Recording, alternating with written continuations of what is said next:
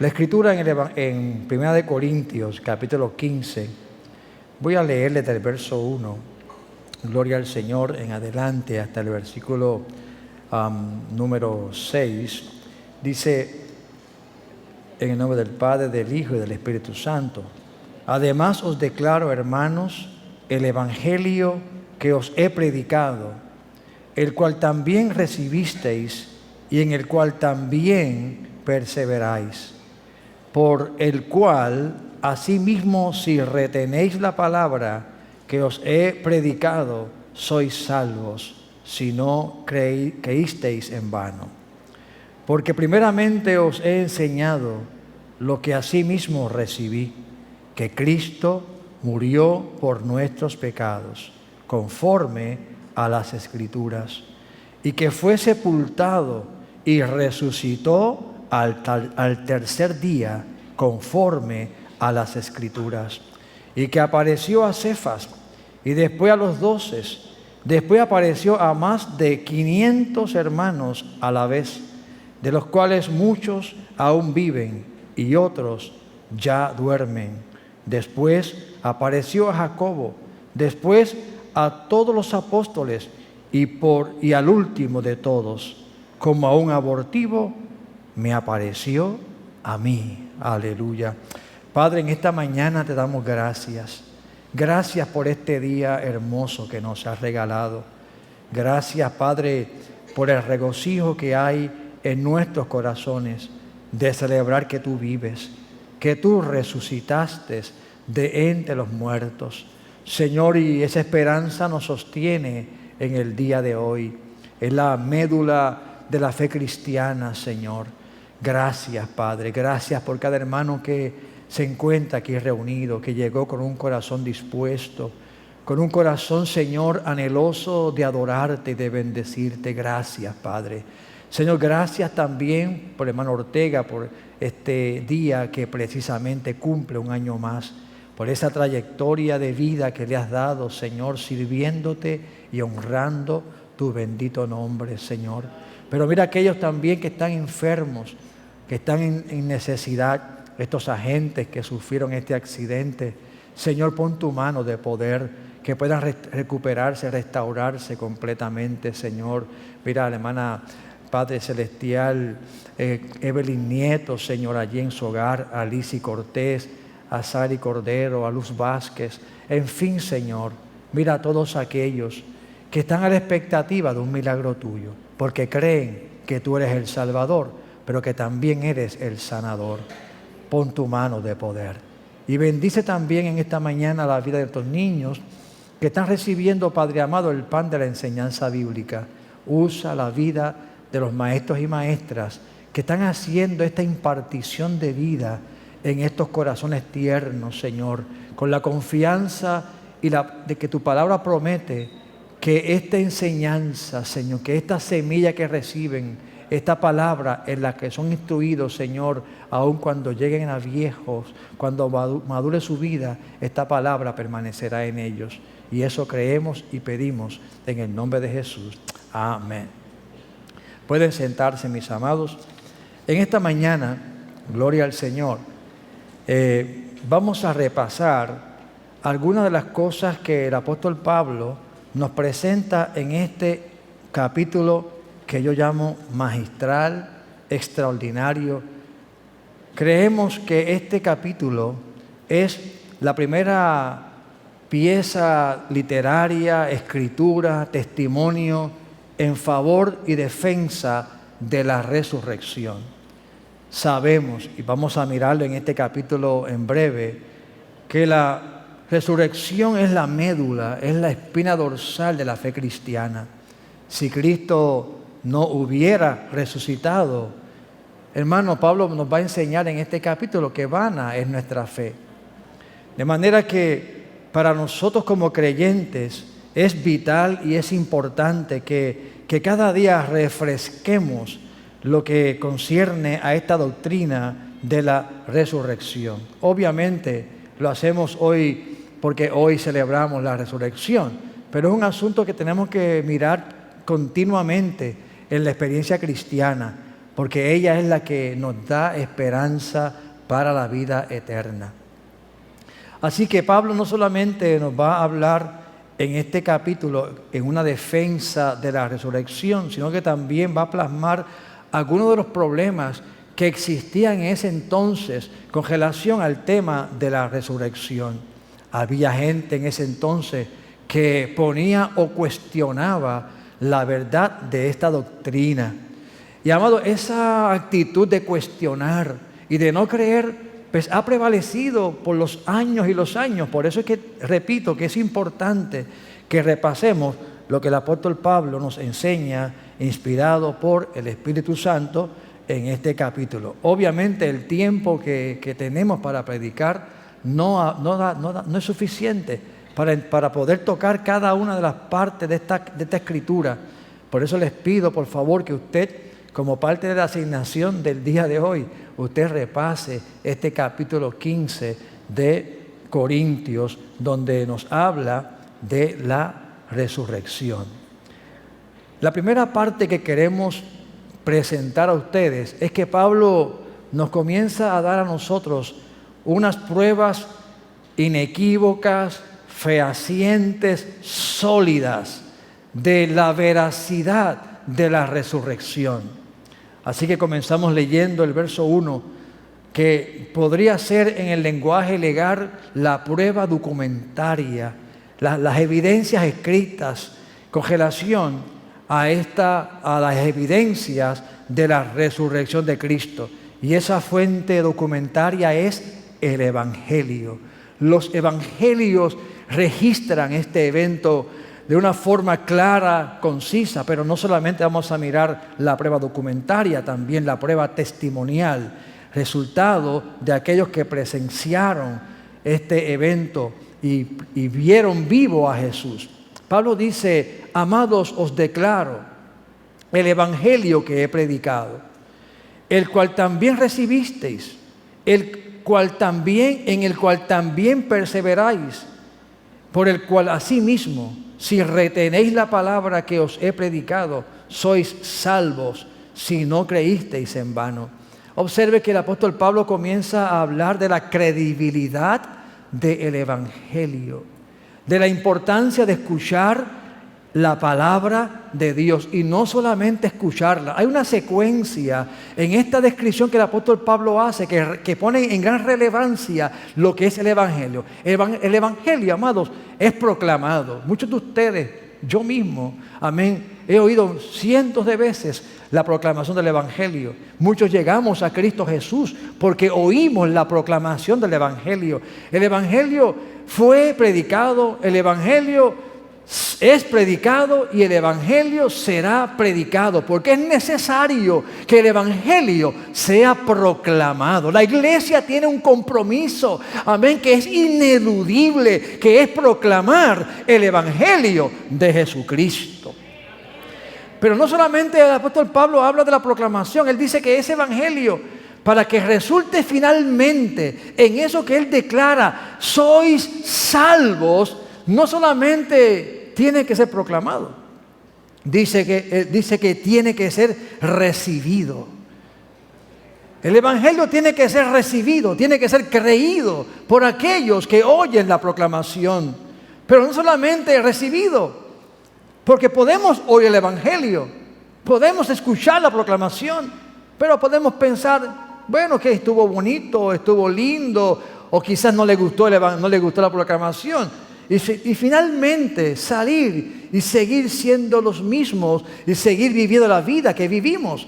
Por eso Pablo dice que el evangelio tiene que ser proclamado, tiene que ser creído y dice que en el cual también tenemos que perseverar. Como oíamos ayer en la predicación de aquí, creer en el evangelio es el primer paso, pero necesitamos perseverar. Y perseverar es una frase interesante porque perseverar es insistir. ¿Y por qué es necesario que Pablo nos advierta que tenemos que perseverar? Óigame, porque usted sabe, y eso no necesita una evidencia muy profunda, que muchas veces la vida cristiana no es fácil. y que hay en el camino situaciones y que hay pruebas en el camino, que hay dificultades en el camino. Jesús lo dijo claramente, que tendremos tribulaciones. Pero confíen, dijo Jesús, yo estoy con ustedes. Y esa expresión de Cristo lo que nos lleva es a perseverar, que aunque acontezcan cosas difíciles, yo persevero. ¿Entendió, amados? Somos llamados a perseverar. Porque si estas cosas hacemos, oyendo el Evangelio, creyendo el Evangelio, perseverando en el Evangelio, reteniendo el Evangelio, entonces la conclusión es, sois salvos. Amén. Y si yo preguntara, ¿quién no quiere ser salvo? Yo creo que habría un silencio sepulcral. Nadie diría, yo no quiero ser salvo. Porque todos anhelamos la salvación. Y Pablo comienza a plantearnos la importancia del Evangelio. ¿Y por qué él tiene que puntualizar esta importancia? Porque decía luego, y va a presentar Pablo, las evidencias. Y las primeras evidencias las encontramos ¿dónde? En el Evangelio. Porque es en el Evangelio que aprendemos lo que él dice luego, lo que yo también he enseñado, porque yo también lo recibí. Y es que Cristo murió por nuestros pecados. O sea, usted no aprendió esto en un libro de historia. No lo aprendió, amén. Bueno, hay películas que se han hecho sobre Jesús, ¿verdad? Obviamente lo que ponemos a veces en duda es la certeza bíblica con que la hacen. Pero bueno. Pero la verdad del Evangelio es que Cristo murió por nuestros pecados. La verdad de las Escrituras, dice Pablo, es que Cristo fue sepultado. Y la verdad de las Escrituras es que Cristo resucitó. ¿Y dónde aprendemos eso? En el Evangelio. En la Escritura. No hay lugar donde podamos encontrar el desarrollo de estas doctrinas, sino en la palabra de Dios. Por eso es importante oír el Evangelio. Que Él vino a esta tierra, no fue un profeta, Él fue más que un profeta, no vino para enseñarnos cosas morales, las cuales son muy buenas también, y las enseñó.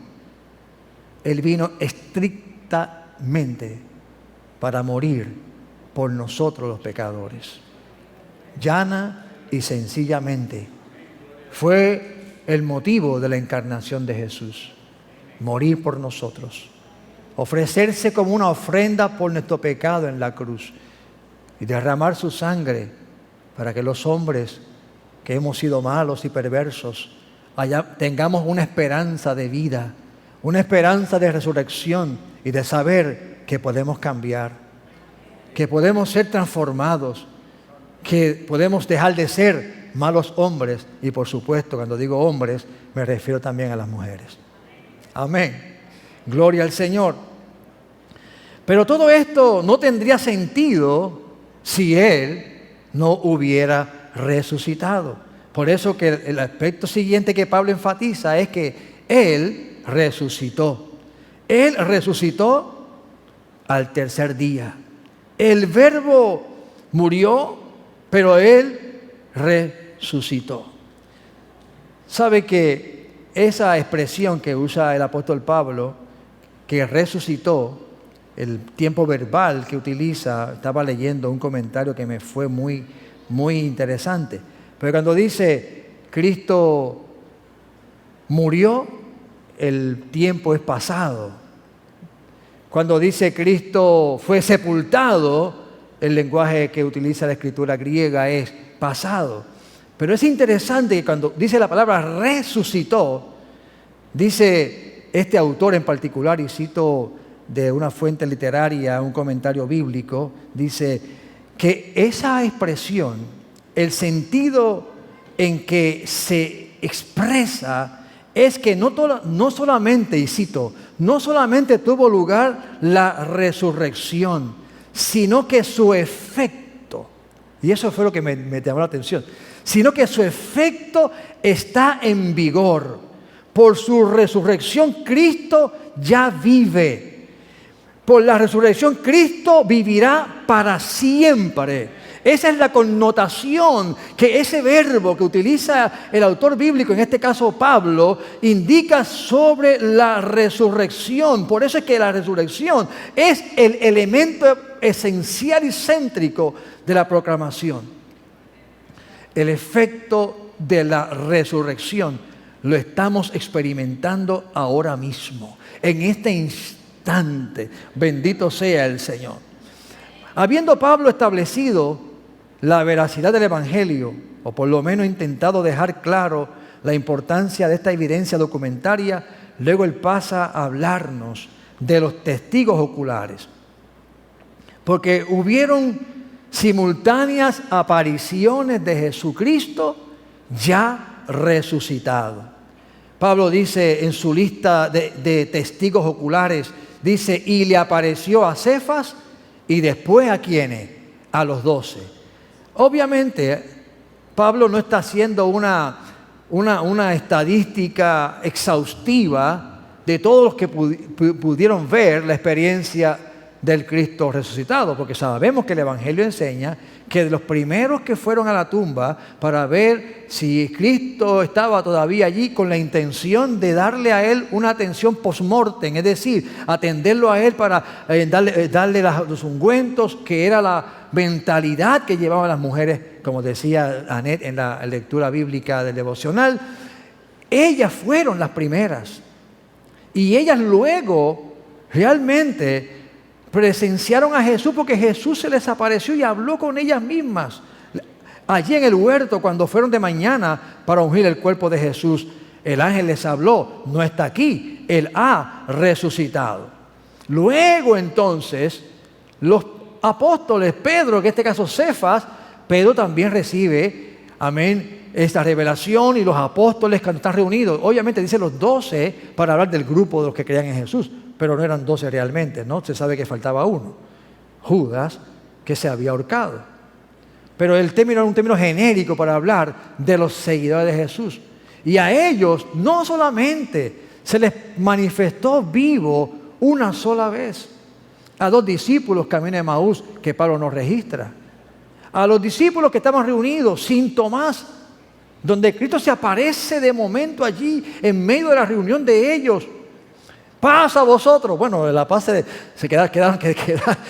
Primero que yo pienso que eso pasa a ustedes porque estaban escandalizados posiblemente, porque se apareció allí. Y luego, 8 días después, se vuelve a aparecer a ellos que están reunidos. Y están reunidos porque ellos están temerosos. Así que Cristo necesitaba presentarse a ellos. Y en esa ocasión estaba Tomás. Así que en esa breve frase, y apareció a Cefas y a los 12, ya hemos visto que era mucho más abundante los testigos presenciales de su resurrección. Pero Jesucristo no se quedó, amados hermanos, en el límite de aparecerle a gente de confianza, a gente que él conocía. Dice Pablo, y obviamente este testimonio lo creemos porque está en la palabra de Dios, pero Pablo no especifica dónde fue el lugar. Dice que apareció a más de 500 hermanos a la vez, de los cuales muchos aún viven y otros ya duermen.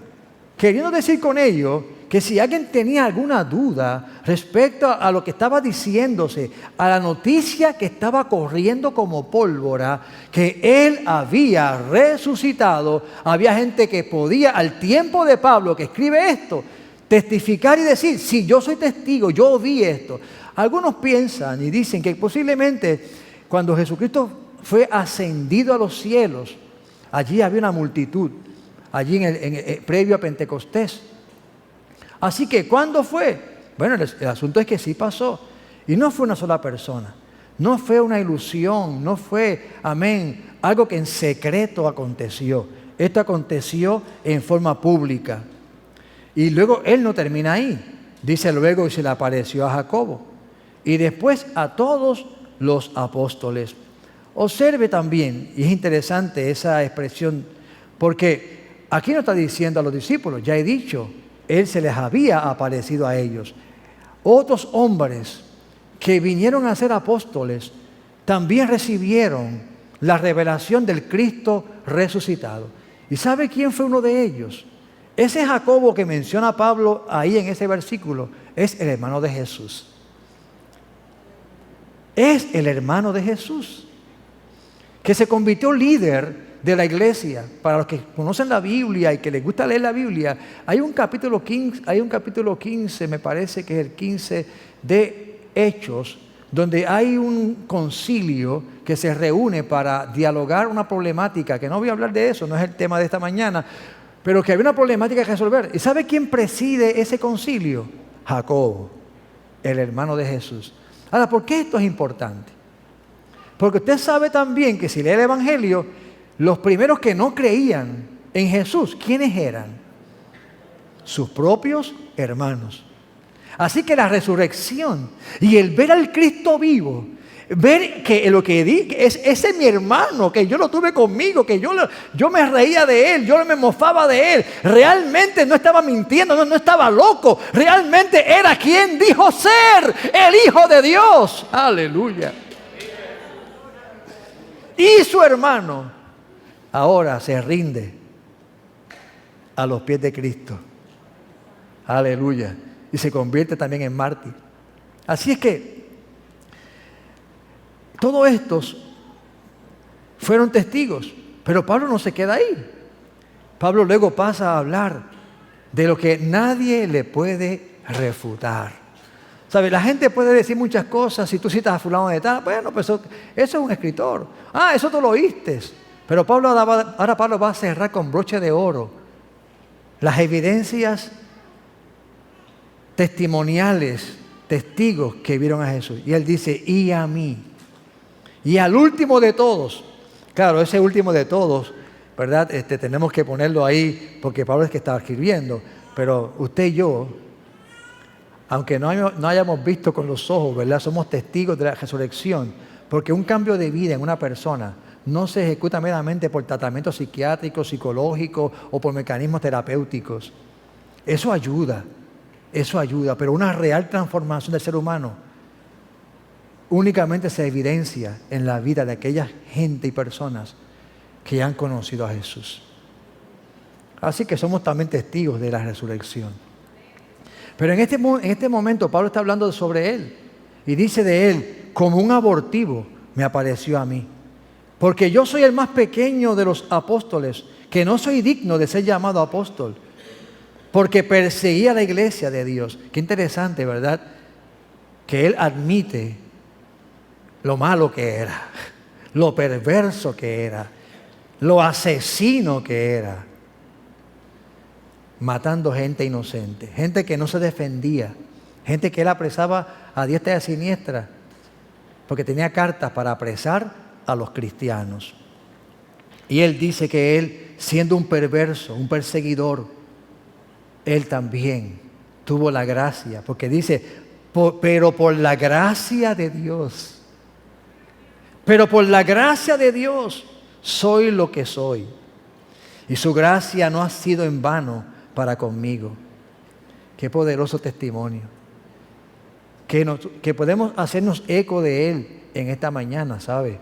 Como he dicho, éramos perversos, éramos pecadores. Digo, todavía somos pecadores en proceso de transformación. Pero Dios cambió nuestras vidas. El Señor transformó nuestra forma de vivir y nos dio una esperanza no solamente para vivir bien en esta tierra en paz, sino una esperanza de vida eterna. Y Pablo dice, esto es lo que yo predico. Esto es lo que significa la resurrección para nosotros. Ahora, ¿por qué Pablo está preocupado o que está enfatizando esta importancia? ¿Y por qué tenemos que, como cristianos, no esperar solamente que sea un domingo de resurrección, predicar el sermón de la resurrección, hablar de la resurrección? A veces cometemos, ¿verdad?, esa falta, y yo me incluyo entre ellos, ¿verdad?, que a veces no necesariamente en el año volvemos a tocar el tema, pero tenemos que hacerlo. ¿Por qué? Mire, Pablo estaba preocupado.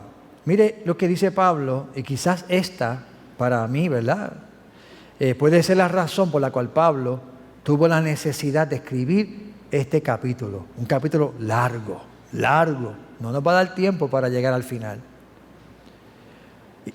Dice el verso 12, pero si se predica de Cristo que resucitó de los muertos, ¿quiénes predican eso? La iglesia. Se proclama el evangelio de que Cristo resucitó. Eso es lo que predicamos. Es lo que Pablo dice que él predicaba. Él predicaba lo que recibió.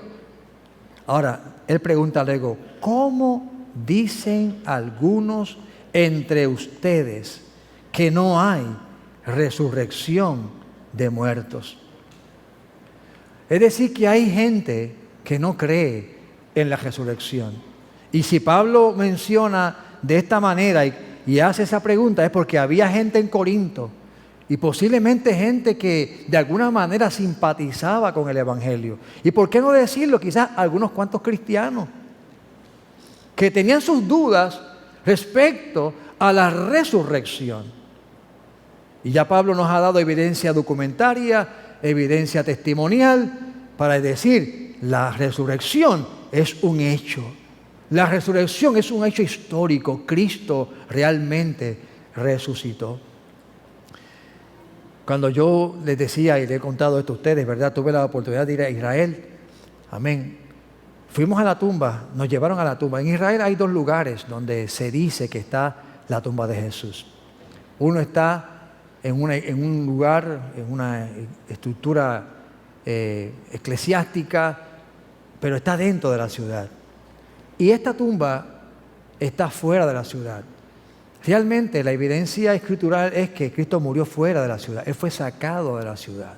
Así que la tumba que nos llevaron posiblemente, quizás no sea la verdadera y original tumba, pero es la que más cumple con los requerimientos para calificar como la tumba donde Jesucristo fue sepultado. Y uno entra a ese lugar y es impresionante. Obviamente en ese lugar no hay nadie.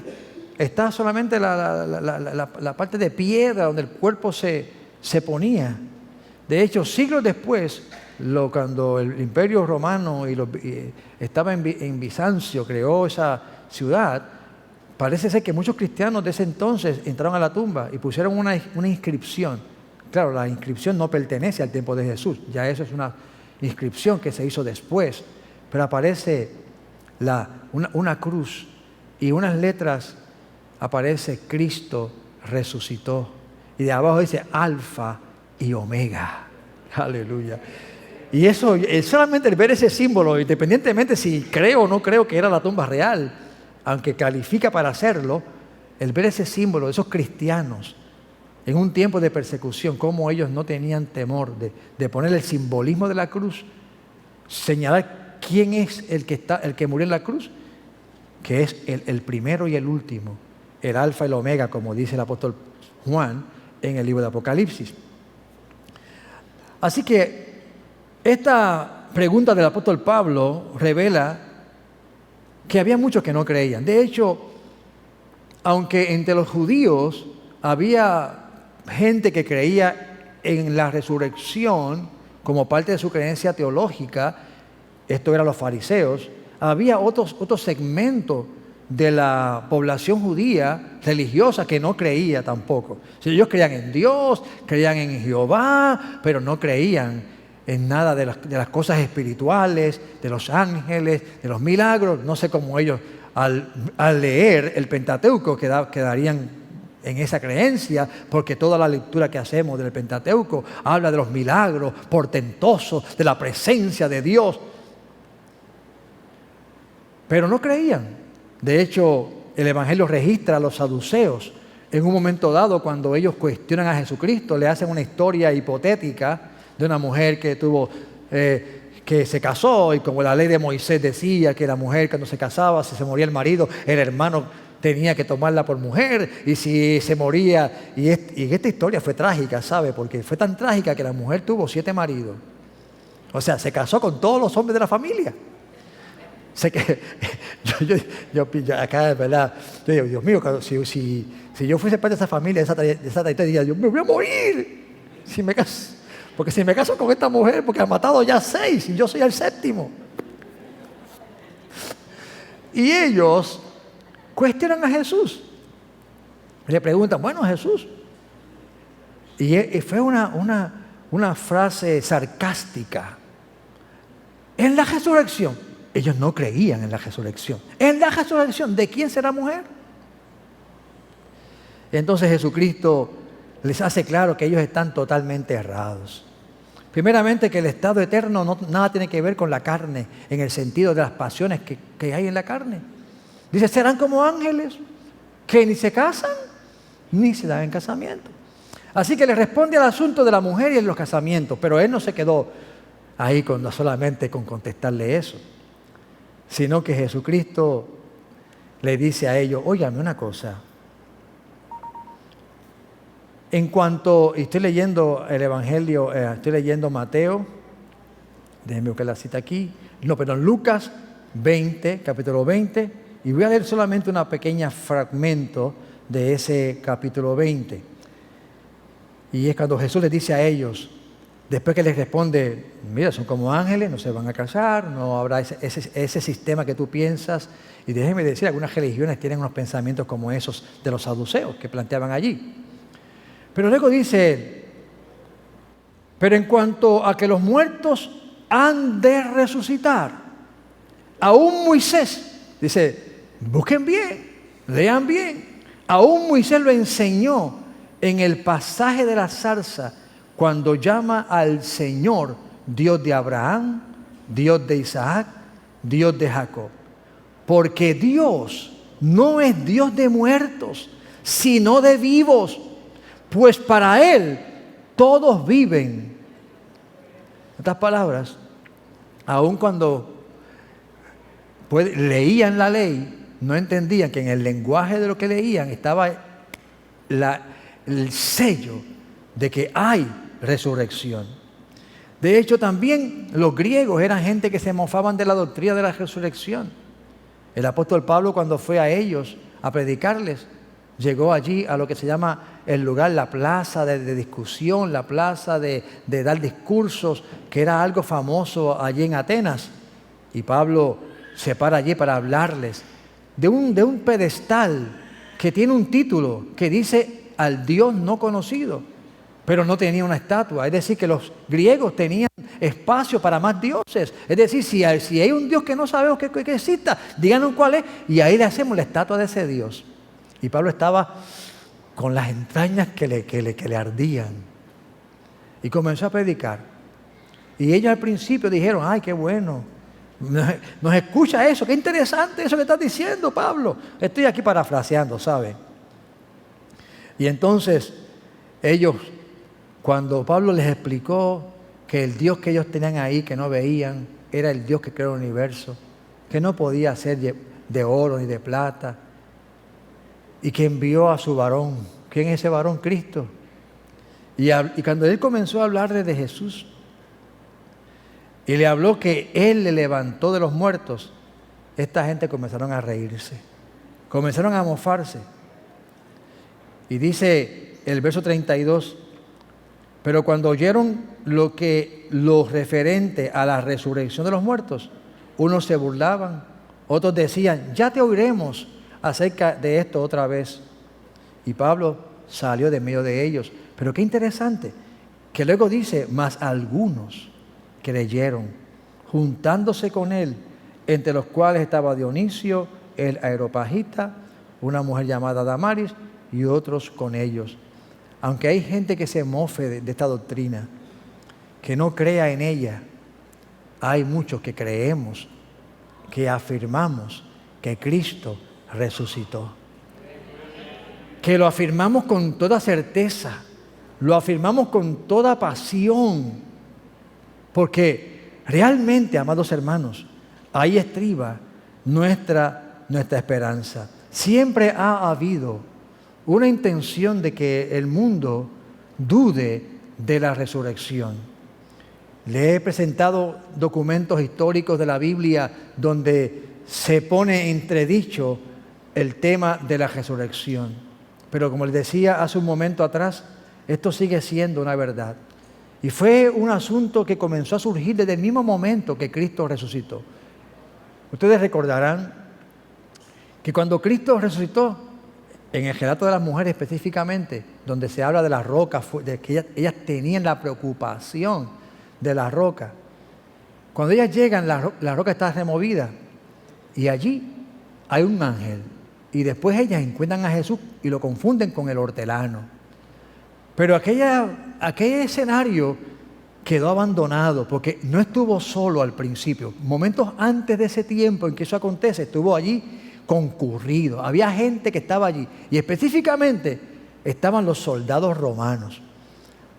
Porque los líderes religiosos tenían la preocupación de que los discípulos, óigame, ustedes pueden pensar que los discípulos que estaban acobardados, que se sentían defraudados, que tenían ante ellos la posibilidad de que fueran otra vez también tomados ellos mismos y llevados también a ser crucificados, porque allí estaba el Maestro siendo crucificado. De hecho, estaban escondidos. ¿Usted cree que ellos tendrían la valentía en ese momento de salir a hacer un acto como de remover las piedras y sabiendo que habían soldados? Eso era una locura. Pero sin embargo, esa locura que les he descrito es la locura que los sacerdotes quisieron que fuera el testimonio de los soldados. ¿Por qué? Porque los soldados, cuando ocurrió el terremoto que señala la Biblia, ellos ¿qué hicieron? Salieron corriendo, porque ver, amados hermanos, una piedra, como decía Anet, de un par de toneladas moviéndose sola, al mejor soldado le tiembla las rodillas. Y no dice el texto si ellos vieron una luz que salió, si el ángel se manifestó. No, dice que las mujeres lo vieron, pero yo no descarto que ellos vieron parte de esto. Y corrieron a la ciudad a decirle a los sacerdotes: oye, pasó esto y esto y esto.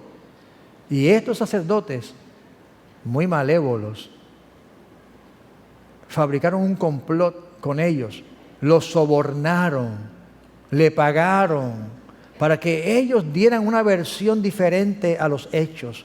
¿Y cuál era esa versión? Digan que los discípulos vinieron, removieron la roca y que se lo llevaron. Aleluya. Esa era la versión que estos perversos hombres mentirosos hicieron correr. Y por eso era, amados hermanos, o parte de lo que podemos decir, era la razón por la que mucha gente dudaba, porque este rumor no se quedó allí en el círculo de los soldados y los sacerdotes. Ellos proclamaron ese error, esa creencia de que Cristo realmente no había muerto, de que realmente no había resucitado, que había sido hurtado. O peor aún, bueno, digo peor aún, ¿verdad? O la otra versión era que Él había vuelto a vivir porque realmente no había muerto en la cruz. Mire, en el año 2007, un libro que corrió, de hecho, yo busqué la referencia del libro. Se llama el libro Jesús vivió y murió en Cachemira. Ese libro, que fue un bestseller, ahora si tú lo buscas en Amazon, por ejemplo, anoche cuando lo busqué en Amazon, valía casi $1,600. Indicando con ello, ¿verdad? Que, óigame, es tan raro y tan, ¿verdad? Pero, ¿sabe lo que proclamaba esto? Era un eco, una repetición de lo que los soldados estaban diciendo, que los sacerdotes dijeron que ellos proclamaran, que Él fue hurtado y que Él no murió en la cruz, que es realmente, óigame, porque según este autor, pues Cristo entonces, Él no estaba muerto realmente, que Él volvió a la vida porque una vez en la frescura de la tumba, en el reposo de la tumba, pues Él volvió a cobrar ánimo y a levantarse. ¿Sabe cuántas personas? Porque Él alega, Y dice que de hecho, existe en esta región una tumba donde se adjudica que Jesús murió, que está allí, pero murió ya viejito. Y que antes de eso María iba también detrás de él. Cuando la Biblia dice que María fue custodiada por Juan y quedó al cuidado de Juan, pues ellos dicen, no, María se fue detrás de Jesús, pero murió antes. Y la tumba de ella está un poco antes de la de Jesús. Así que las dos tumbas están en la parte de Oriente, allá en estas regiones cerca de la India. ¿Qué significa esto? La intención del hombre o la intención del maligno de hacer dudar a la gente de la veracidad de la resurrección. Porque el maligno sabe que si la gente duda de la resurrección, no puede creer en Jesús, no puede creer en la salvación, no puede creer en la vida eterna. Porque y aquí voy a resumir porque veo ese reloj que está corriendo como desesperado. No, él corre bien, yo soy el que estoy lento. El asunto es que todo este intento malévolo de cuestionar la resurrección es como he dicho, porque ella es el pilar de la fe cristiana. Pablo, más adelante, aquí en este capítulo, usted tiene que leerlo en su casa y volver a repasarlo.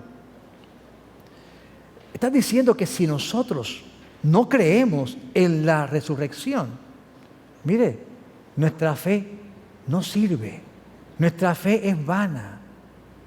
Si solamente, Pablo dice más adelante, estamos esperando lo que pasa en esta tierra, somos las personas más dignas de lástima. Y aún más dice, mire, hay promesas en las Escrituras para nosotros, promesas de vida eterna y promesas de resurrección, porque Pablo enseña también en este capítulo que Jesucristo es el modelo. Cristo es el modelo perfecto de lo que te pasará a ti y a mí un día. Oh, gloria al Señor. Cristo modela, es el prototipo, gloria a Dios, de esa promesa de vida eterna y de resurrección que ha sido prometida a los que siguen y creen en Jesucristo. Y ese eres tú y yo. Porque dice Pablo, Él es las primicias. Él es lo primero.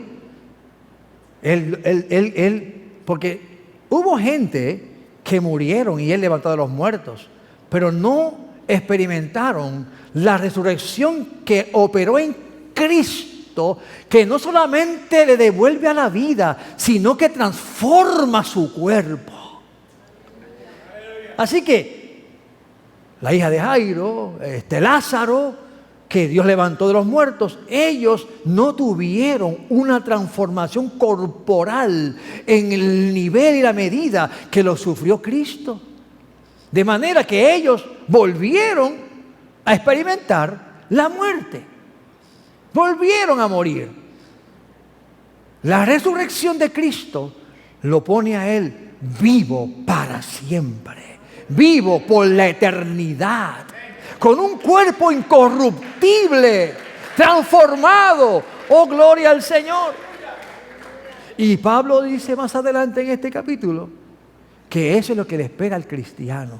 Porque dice que hay unos tiempos en la resurrección. Dice, Cristo es las primicias y luego vendrán los que resuciten en su venida.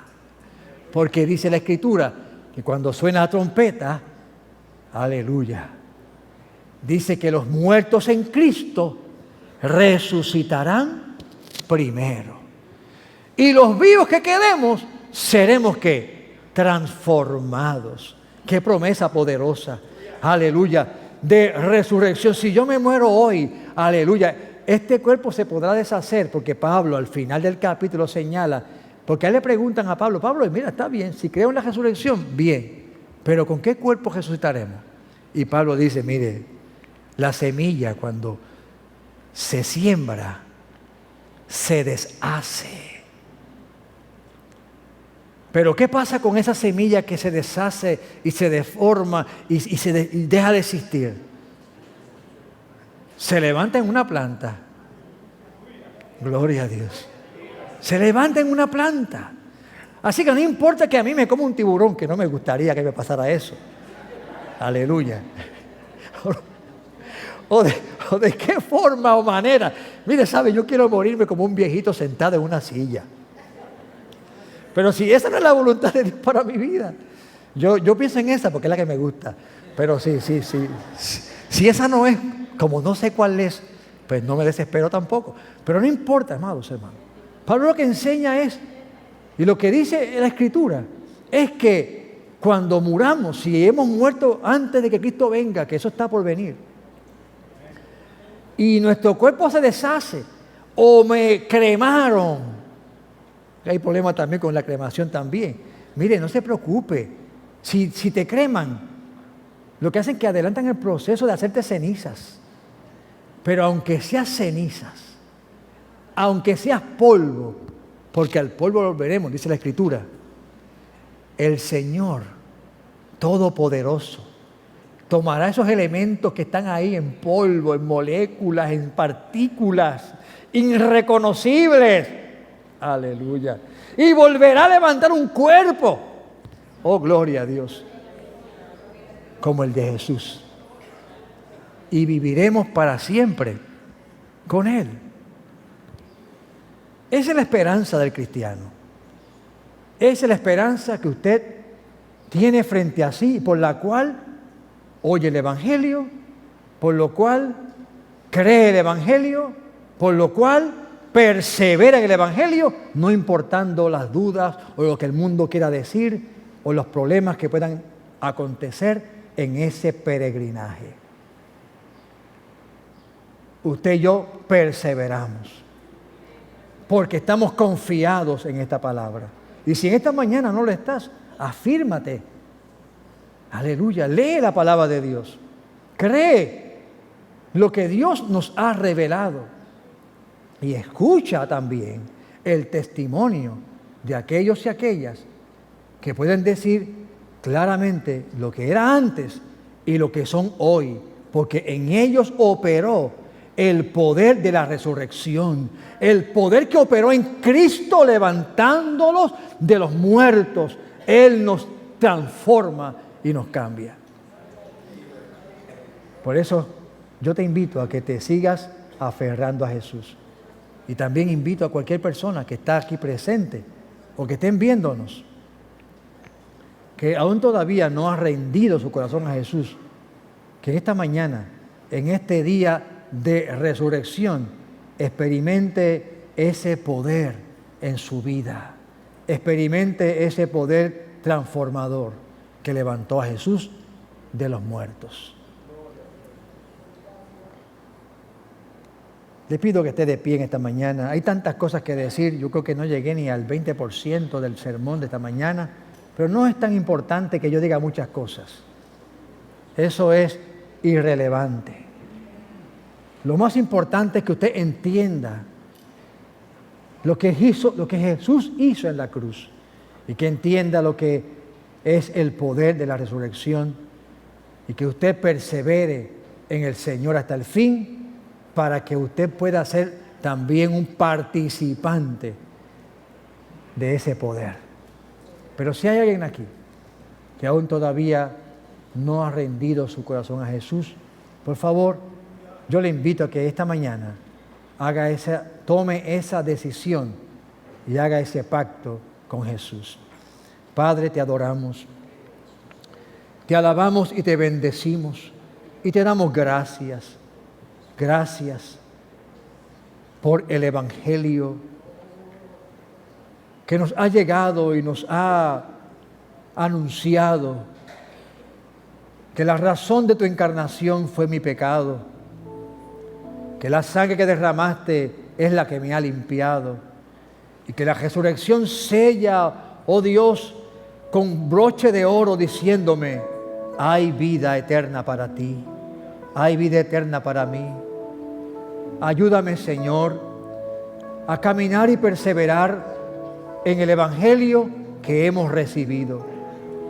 El Evangelio que ha sido proclamado y que ha impartido fe y esperanza a miles y millones de seres humanos, que hoy muchos de ellos están constatando por sí mismos la veracidad de este evangelio. Y otros como nosotros estamos caminando por la fe puesta en ese evangelio. Gracias, Señor Jesús. Y te pido, Padre Celestial, que si alguna persona todavía no alberga en su corazón esta esperanza gloriosa, que hoy sea el día donde esa esperanza nazca en ellos y en ellas y puedan determinarse a vivir en esa esperanza hasta el final. Te lo pedimos en el nombre de Jesús. Precioso y maravilloso Espíritu Santo, obra, redarguye los corazones. Tú eres el único que puede cambiar ese pensar. Hazlo en esta mañana. Te lo pedimos en el nombre de Jesús. Si hay alguien en esta mañana que quiera reconciliar su vida con Cristo, si hay alguien que quiera recibir a Jesús como Salvador, yo le invito a que se acerque al altar en esta mañana. También si hay alguien que está enfermo o enferma, Jesucristo es el Salvador y también es nuestro sanador. También te invitamos. O si sencillamente quieres venir a hacer una afirmación de fe, también el altar se abre. Siempre el altar está abierto para recibir al corazón contrito y humillado que se acerca a Cristo. ¿Habrá alguien esta mañana?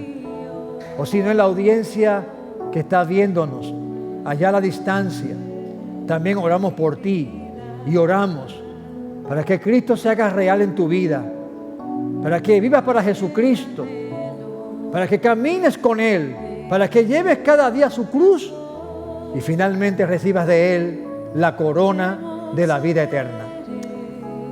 Padre, en el nombre de Jesús, aleluya. ¿Habrá alguien esta mañana? Y si allá en la audiencia cibernética, allá en esa audiencia que está viéndonos, hay alguien que quiere reconciliar su vida con Cristo, yo le invito a que haga esta sencilla y breve oración. Di conmigo: Jesús, he oído tus palabras. Reconozco que soy pecador o pecadora. Y he oído que tú salvas. He oído que tú me limpias con tu sangre. Creo en ti, Jesús. Te entrego mi vida y te pido que me laves con tu bendita sangre y que escribas mi nombre en el libro de la vida. Si esto has hecho, escríbenos, déjanos saber para seguir orando por ti. Aleluya. Gloria a Dios.